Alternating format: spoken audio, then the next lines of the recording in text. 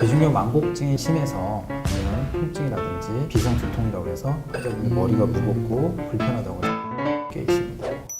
팩트체크의 이남수입니다.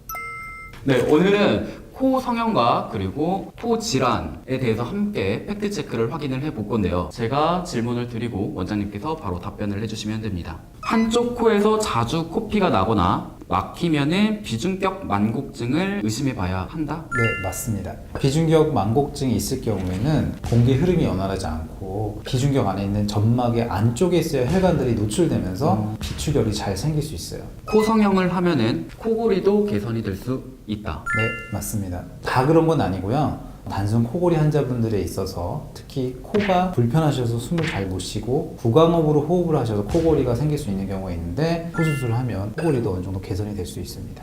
코 수술 후에 바로 코를 풀 수 있다. X 틀렸습니다. 코 수술하고 나서는 저희가 한 달 정도까지는 코를 풀지 말라고 환자분들한테 말씀을 드려요. 정말 풀고 싶을 땐 어떡하죠? 그럴 경우에는 세척을 하시거나 아니면 들여 마셔서 입으로 뱉어내시고 네, 그런 방법이 있고 기침을 하시거나 재채기 나올 경우에는 입을 벌리고 하시는 게 좋습니다.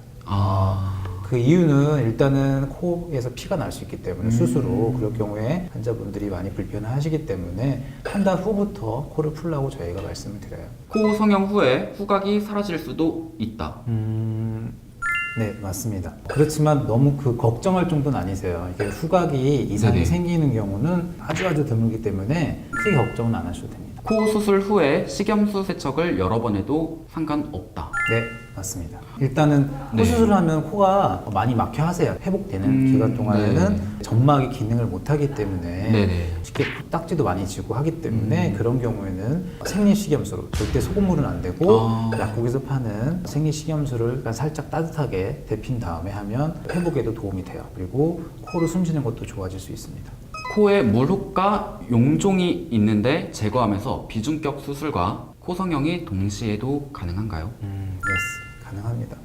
안쪽에 이제 물혹이나 흔히 축농증이라는 부비동염이 있을 경우에는 부비동 내시경술을 하고 비중격, 비염, 코성형까지 다 가능하고 실제적으로 그렇게 많이 하고 있습니다. 비중격이 약하면 코 수술을 못한다.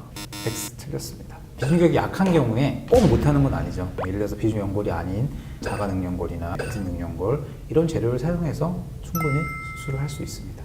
비중격 수술도 재수술이 가능하다. yes, 네, 맞습니다. 비중격 수술을 하시고 조금 수술 부족한 부분 때문에 다시 내원하시는 분들이 계세요.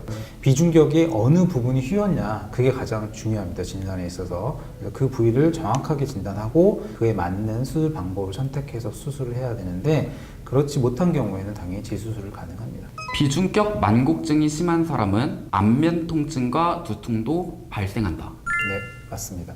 비중격 만곡증이 심해서 한측으로 많이 치우친 경우에는 안면신경이라든지 감각신경 같은 거를 자극할 수 있어요. 그래서 안면 통증이라든지 비상 두통이라고 해서 환자분이 머리가 무겁고 불편하다고 해서 오시는 분들이 꽤 있습니다. 오늘 저와 함께 정말 꿀 정보를 많이 알려주신 이승우 원장님께 다시 한번 감사드립니다. 저희는 다음에도 더 정확하고 올바른 정보로 팩트체크 다시 돌아오도록 하겠습니다.